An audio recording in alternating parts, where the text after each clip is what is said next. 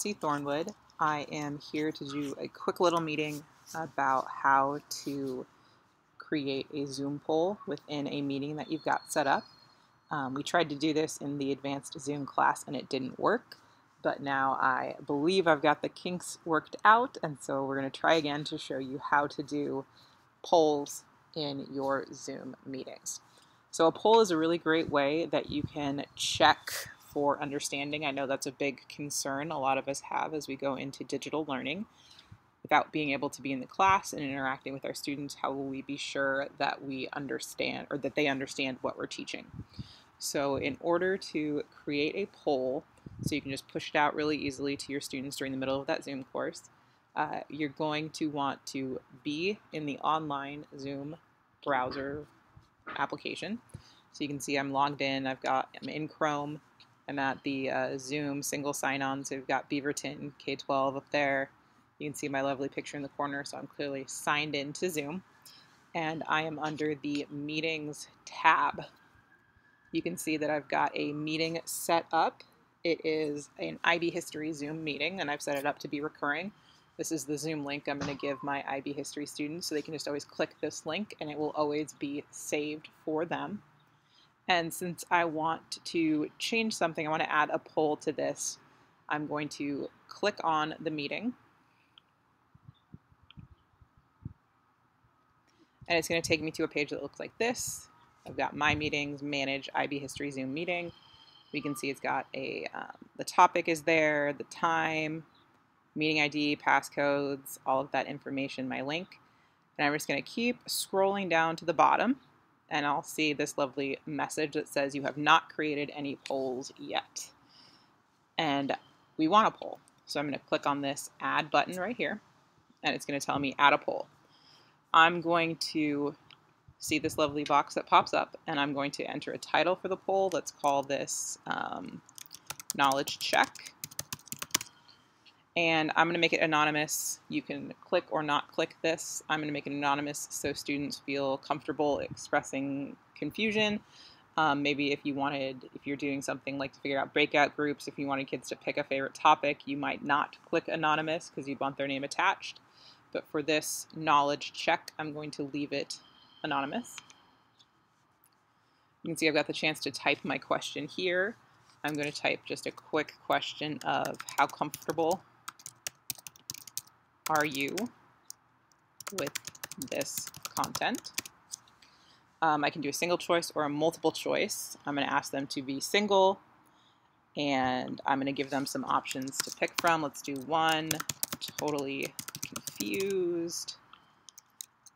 2, will be mildly confused. 3, okay. 4, confident.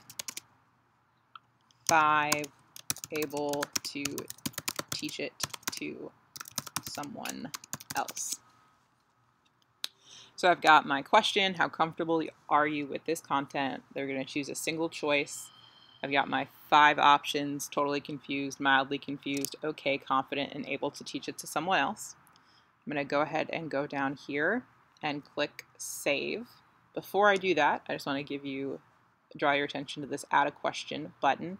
If you want to have just a couple questions set up for kids to answer, you could click Add a Question and it will give you the chance to add another one.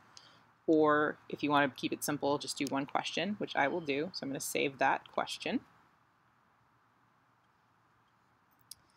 And now you can see that I've got this poll in that meeting. So now we're going to try to see what this would look like once we start the meeting. So I'm going to click my Start Meeting link. I'm going to allow it to open my Zoom.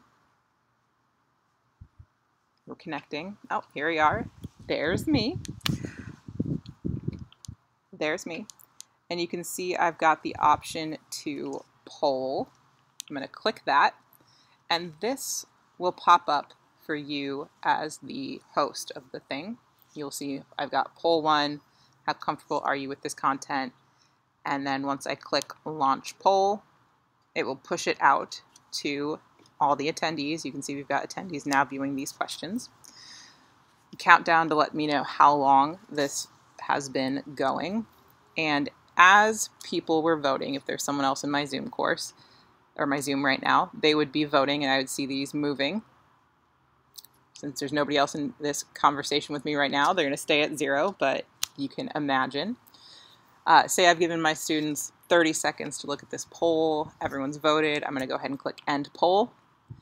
And I can now choose to share the results, so let everyone in our class, our Zoom meeting, know how people are feeling, or I can relaunch it. Say someone else joined in or people didn't have enough time to answer, I can relaunch that poll and they will get a second chance to try it.